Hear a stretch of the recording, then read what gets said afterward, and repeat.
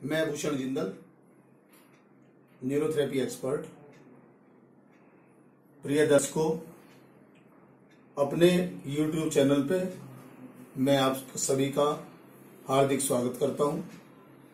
और आज हमारा जो सब्जेक्ट है, जिसके ऊपर हम आपके बीच में बात करना चाहते हैं, आपको बताना चाहते हैं, वो हमारा सब्जेक्ट है IBS। इससे पहली वीडियो में मैंने आप लोगों को बताया था कि IBS क्या है और IBS को,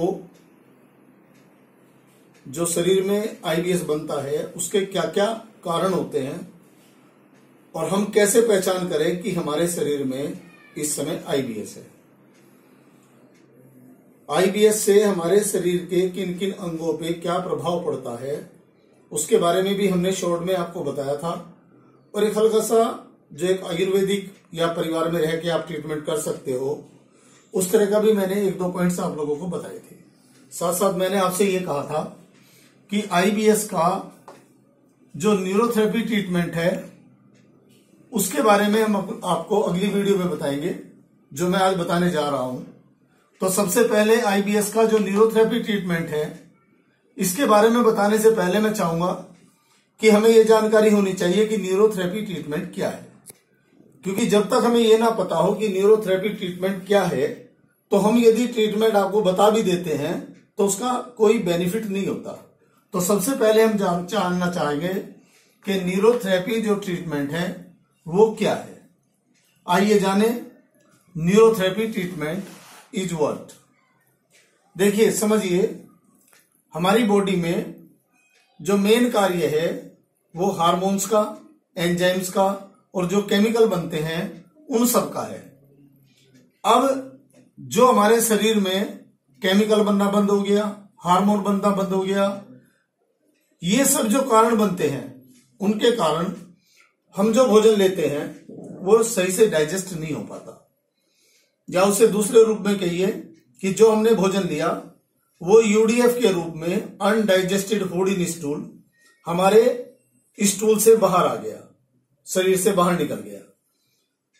हमारी बॉडी को न्यूट्रिशन नहीं मिला जो डाइजेस्ट होने के बाद कार्बोहाइड्रेट, प्रोटीन और फैट, जो डाइजेस्ट होने के बाद हमारे शरीर को मिलता है ताकि हमारा शरीर डेवलप कर सके, हमारे सभी ऑर्गन्स को न्यूट्रिशन मिल सके ताकि वो कार्य करते रहें, हमारे शरीर को एनर्जी मिलती रहे ताकि वो बाह्य कार्य को भी कर सके, तो वो सब चीजें रुक जाती है। तो वास्तव में देखा जाए तो IBS जो है वो UDF के बाद की फॉर्म है। सबसे पहले हमारे शरीर में UDF बनता है, उसके बाद IBS की दिक्कतें आती है। तो देखिए, न्यूरोथेरेपी जो ट्रीटमेंट है वो क्या काम करता है कि हमारे डाइजेस्टिव सिस्टम को बहुत तेजी से ठीक करता है। जैसे हमारे डाइजेस्टिव सिस्टम में हमारा सबसे पहले आ गया स्टमक।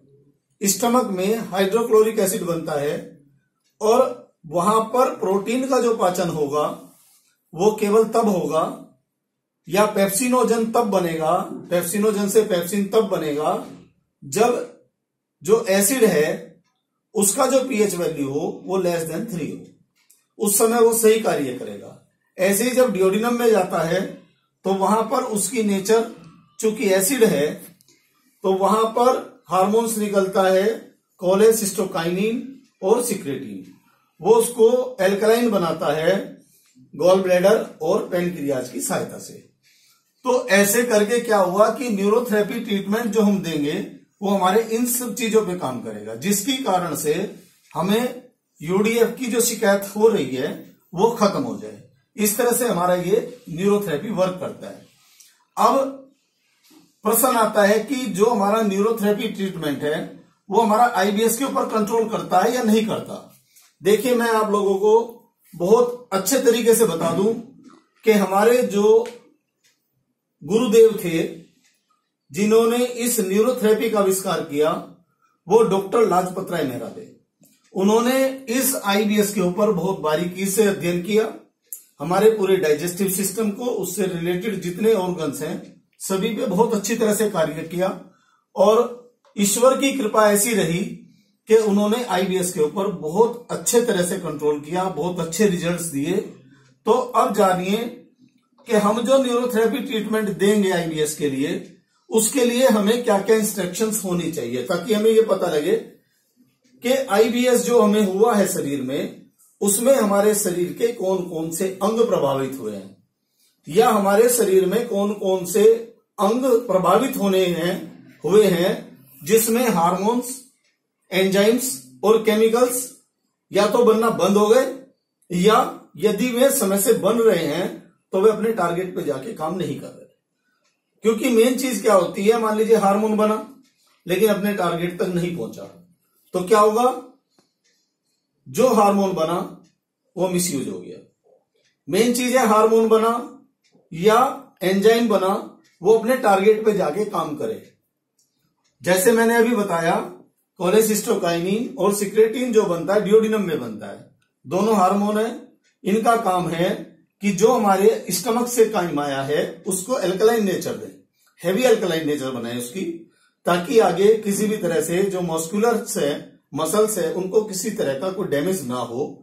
क्योंकि एसिड की जो पीएच वैल्यू होती है बहुत ज्यादा होती है, और यहां पे आके क्योंकि जो उसकी मस्कुलर लेयर है वो काफी नाजुक होती है, तो वो खराब ना हो, जिससे हमारा इंटेस्टाइन अल्सर भी बन जाता है। तो इसलिए इस चीजों का ध्यान रखना जरूरी है कि जो हार्मोन या एंजाइम निकला है वो अपने टारगेट तक जाके काम करे। तो आइए जाने कि न्यूरोथेरेपी ट्रीटमेंट को देने से पहले हमें किस चीजों के बारे में जानकारी होनी चाहिए, उसके बारे में थोड़ा बताते हैं हम आपको।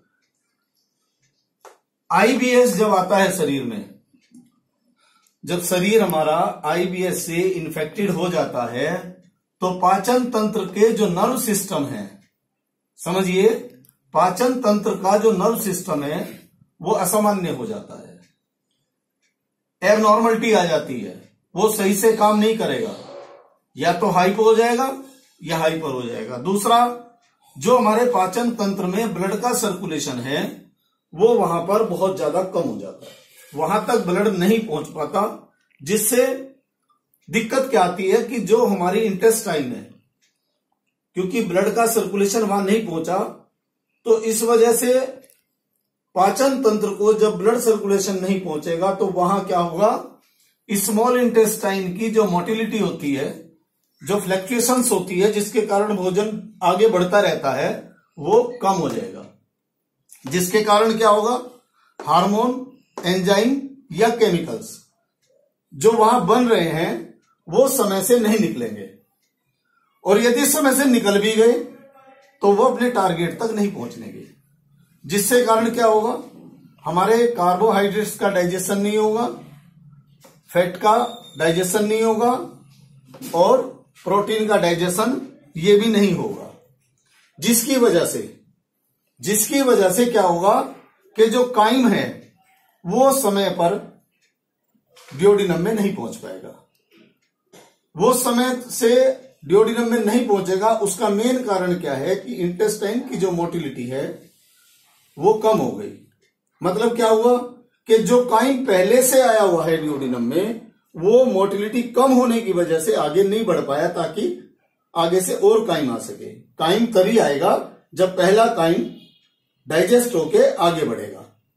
तो ये कारण होता है, जिसके कारण से जब काइम समय से नहीं आएगा तो सीसीके और सिक्रेटिन नाम का जो हार्मोन है वो नहीं बन पाएगा।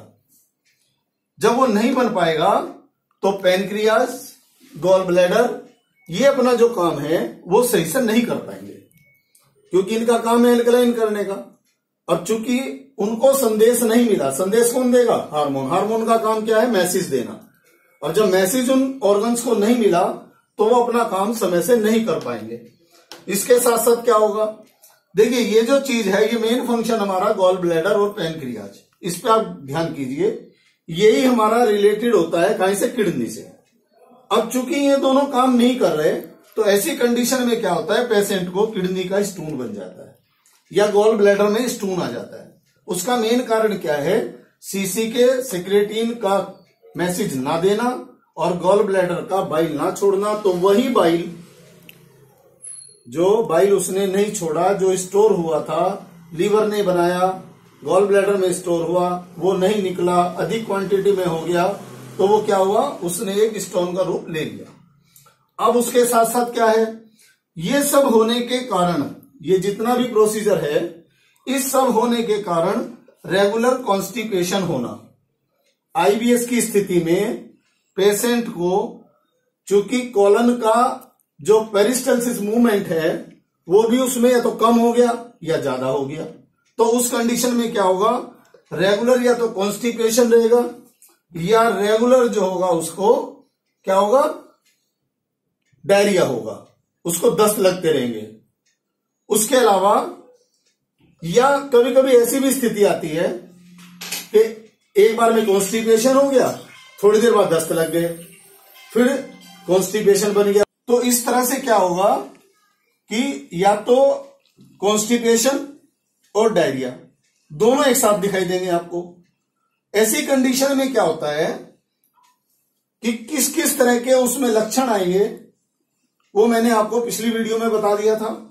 अब उसके बाद क्या है, जब इस तरह की कंडीशन जो मैंने आपको बताई है, उस कंडीशन में क्या होगा कि लीवर जो है, लीवर भी अपना काम करना कम कर देगा, क्योंकि गॉल ब्लैडर से बाइल आगे नहीं जा रहा, तो लीवर के ऊपर असर पड़ेगा, लीवर अपना काम करना बंद कर देगा। तो उस कंडीशन में क्या होगा, या तो वो व्यक्ति फैटी लीवर से ग्रसित हो जाएगा, उसके साथ साथ जब लीवर काम कम करेगा तो उसे भूख नहीं लगेगी, उसके साथ साथ जॉन्डिस बन सकता है। आईबीएस के मोस्टली पेशेंट्स में मैंने देखा है, खुद जो मेरे पास आईबीएस के लिए आते हैं उसमें मैंने देखा है कि यदि रेगुलरिटी में उनको आईबीएस है तो कुछ टाइम के बाद उनको क्या होता है, जॉन्डिस बन जाता है। और जॉन्डिस जब बनता है तो क्या होगा, खून बनना बंद हो जाएगा, भूख लगनी बंद हो जाएगी, बॉडी में पूरा पेन रहने लगेगा, उसके साथ साथ कमजोरी महसूस होगी, चल नहीं पाएगा, हर समय सोने को मन करेगा। तो ये लक्षण आने शुरू हो जाते हैं। उसके अलावा यदि लीवर पे इस तरह का असर आ जाता है तो उसकी पहचान हम कैसे करें, हमें भी पता होना चाहिए ना, पेशेंट को ये पता होना चाहिए कि मेरा लीवर काम नहीं कर रहा, तो इसका आइडेंटिफिकेशन क्या है। लीवर काम कम कर रहा है, इसका सबसे अच्छा जो प्रूफ है वो ये है कि जब पेशेंट लेट्रिन जाएगा तो उसकी लेट्रिन का जो रंग होगा वो व्हाइट कलर का होगा। उसके साथ साथ उसकी लेट्रिन में आव आने के भी चांस बहुत ज्यादा रहते हैं। लेट्रिन में लेट्रिन का रंग सफेद, उसके साथ साथ लेट्रिन में आव का लगातार पड़ना, ये सब लक्षण हैं कि उसका लीवर सही से काम नहीं कर रहा। कभी कॉन्स्टिपेशन, कभी डायरिया या कभी दोनों एक साथ देखने को मिलेंगे इस तरह के पेशेंट में। अब सबसे बड़ी बात जो ऊपर हम लेके चल रहे हैं कि कॉन्स्टिपेशन डायरिया या कॉन्स्टिपेशन डायरिया दोनों का इकट्ठा होना, ये सब चीजें किससे होती है, ये सब होती है पेरिस्टल्सिस मूवमेंट से। देखिए हमारी जो कॉलन है, हमारी जो बड़ी आंत है, उसका एक सबसे बड़ा कारण क्या होता है कि वहां पर पेरिस्टल्सिस मूवमेंट का एक निश्चित समय है, क्योंकि वो हमारे स्टूल में से वाटर को एब्जॉर्ब करता रहता है रेगुलरिटी में। तो यदि मूवमेंट ज्यादा हो जाए तो उस कंडीशन में जो स्टूल है वो तेजी से आगे बढ़ेगा और आंत को, जो उसकी मसल्स है, उसको पानी एब्जॉर्ब करने का समय नहीं मिलेगा। तो तेजी से जब बढ़ेगा तो स्टूल के साथ साथ क्या होगा, पानी यानी कि डायरिया बन जाएगा, उसको पतला लेट्रिन जाना होगा, दस्त होने लगेंगे। और यदि यही मूवमेंट जो पेरिस्टल्सिस मूवमेंट है, यदि ये क्या हो जाए, कम हो जाए, यदि ये कम हो जाए तो उस कंडीशन में क्या होगा कि स्टूल एक जगह पर काफी देर तक पड़ा रहेगा, जिसकी वजह से उससे वाटर का एब्जॉर्प्शन ज्यादा होगा। और वाटर का एब्जॉर्प्शन ज्यादा होगा तो वो क्या होगा, स्टूल जो होगा वो एसिडिक हो जाएगा, यानी कि हार्ड हो जाएगा। तो उस कंडीशन में क्या है, जब वो आगे बढ़ के और सिग्मोइड कॉलन या एनस पे आएगा, रेक्टम में पहुंचेगा, तो उस समय वो बहुत हार्ड स्थिति में होगा। और उस कंडीशन में जब वो बहुत ज्यादा हार्ड होता है तो आप समझिएगा कि क्या स्थिति अपीयर होती है। पेशेंट को क्या दिक्कतें आती है। उस कंडीशन में जब वो लेटरिन जाएगा तो लेटरिन जाते हुए उसे प्रेशर बनाना पड़ेगा। उस स्टूल को बाहर निकालने के लिए, एनस से बाहर निकल जाए, उसके लिए उसे मेहनत करनी पड़ेगी। तो धीरे धीरे क्या होता है, जो पाइल्स होती है वो डैमेज हो जाती है और उसको क्या होगा, ये बीमारी बन जाएगी पाइल्स की। तो धीरे धीरे यदि ये लॉन्ग टाइम तक कॉन्स्टिपेशन रह जाए तो इसको बोलने लगते हैं फिर खूनी बवासीर। यानी कि लेटरिन जब करेगा वो इतना प्रेशर डालेगा तो क्या होगा, जो उसके इंस्फिक्टर है वो डैमेज हो गए और डैमेज होने से वो स्टूल जब उस पर रगड़ के चलेगा तो उसके साथ ब्लड आना शुरू हो जाएगा। लेकिन कभी कभी क्या होता है, ये इतना लार्ज स्केल पे होता है, इतना हैवी बन जाता है कि जख्म होने लगते हैं। उसके जो एनस गुदा का जो द्वार है उस पे फुंसियां टाइप की होने लगती है। और उसमें सबसे बड़ी दिक्कत क्या आती है कि वो ज्यादा गर्मी की वजह से, क्योंकि एसिडिक नेचर होगी उस जो स्टूल है, उसकी नेचर बहुत हैवी एसिडिक है, जिसकी वजह से रेगुलर उसका, जैसे वो बैठा हुआ कहीं पर है तो नहीं बैठ पाएगा, दर्द बनेगा, उसमें बहुत ज्यादा अपने आप ही बिना स्टूल के भी उसका ब्लीडिंग होती रहेगी। उसमें मतलब बिना ही स्टूल के भी उसमें से ब्लड चलता रहेगा। तो देखिए, ये सब चीजें जो मैं आपसे बता रहा हूं, इसका सबसे बड़ा कारण क्या है कि मैंने आपको जो बताया इतना डिटेल में, वो इसलिए बताया कि न्यूरोथेरेपी जो है वो इस तरह की कंडीशंस में बहुत अच्छे से कार्य करती है। और सबसे बड़ी दिक्कत क्या आती है कॉन्स्टिपेशन में, जब रेगुलरिटी में कॉन्स्टिपेशन होता है तो हम ये मान लेते हैं, और ये मानना भी चाहिए कि इसका मतलब ये हुआ हमारी बॉडी एसिडिक होगी। बॉडी एसिडिक होगी तो उस कंडीशन में कॉन्स्टिपेशन क्योंकि बहुत ज्यादा है तो इसका सीधे असर हमारे ब्रेन के ऊपर आता है। हमें हर समय चिड़चिड़ापन, गुस्सा आना, डिप्रेशन में रहना, हर समय ये मन करना कि तू पड़ा रहे एक जगह, तुझे कोई ना छेड़े। उसके साथ साथ जरा सा किसी के साथ कोई बात हो जाती है तो बहुत तेजी से गुस्सा आने लगता है, व्यक्ति डिप्रेशन में हर समय रहने लगता है, मन में उल्टे सीधे ख्याल आने लगते हैं। इरिटेशन, मैंने बताया था आपको आईबीएस मतलब होता है इरिटेबल मीन्स इरिटेशन, तो व्यक्ति इरिटेशन में होने लगता है। तो इसमें हमने एक चीज और देखी है कि जब हम ये जो न्यूरोथेरेपी ट्रीटमेंट करते हैं आईबीएस का, तो उस समय हमें क्या होता है, उसका जो ब्रेन है उसको भी रिलैक्स देना होता है। उसको हम रिलैक्स देंगे तभी जाके कंप्लीटली हम मान पाएंगे कि हमने आईबीएस पे कंट्रोल किया। दोस्तों, आज मैंने जो आपको ये समझाया कि हम न्यूरोथेरेपी के द्वारा किस तरह से आईबीएस के ऊपर कंट्रोल करते हैं। क्योंकि मैंने अभी न्यूरोथेरेपी ट्रीटमेंट आपको इसलिए नहीं बताया कि फॉर्मूले क्या देने हैं, कौन कौन से केमिकल हमें बॉडी के अंदर बनाने हैं, क्योंकि हमें सबसे पहले ये जानना जरूरी है कि किसके कारण से आईबीएस आया है। हमारी न्यूरोथेरेपी ने कौन कौन से सब्जेक्ट्स के ऊपर निगाह किया है कि हमें क्या क्या चीजें ठीक करनी है। तो ये जो सब चीजें हैं, मेन चीज इसमें क्या आ गई कि एक तो हमें ब्रेन पे कॉन्सेंट्रेट करना है, जो हमारी डाइजेस्टिव कैनाल है उस पर ध्यान करना है, उसके साथ साथ लीवर, गॉल ब्लैडर, पैनक्रियाज, और साथ साथ में ये भी ध्यान रखना है कि हमें किडनी पे भी ध्यान करना है। क्यों? क्योंकि इन सब के कारण से किडनी इफेक्टेड होती है, इन्हीं सब के कारण से हार्ट इफेक्टेड होता है, क्योंकि कोलेस्ट्रॉल बढ़ जाता है। उस कंडीशन में कोलेस्ट्रॉल बढ़ जाएगा, ट्राइग्लिसराइड बढ़ जाएगा, तो उस कंडीशंस में क्या होगा, कई बार क्या होता है कि जो हार्ट की आर्टरीज होती है उनमें भी कई बार क्या होता है कि ये समझिए आप, उसमें ब्लॉकेज आ जाता है। जब ब्लॉकेज आ जाएगा तो उस कंडीशन में हार्ट कम काम करेगा, और कभी कभी तो ये भी होता है कि ये आईबीएस का कारण उसके हार्ट अटैक का भी बन जाता है। तो हमें इन चीजों पे निगाह करनी है, उनका लीवर पे भी कंट्रोल करना है, गॉल ब्लैडर पे करना है, पैनक्रियाज पे करना है, डाइजेस्टिव कैनाल पे करना है, किडनी पे करना है, उसको बीच बीच में हार्ट का भी ट्रीटमेंट देते रहना है, उसके साथ साथ उसके ब्रेन को रिलैक्स देना है।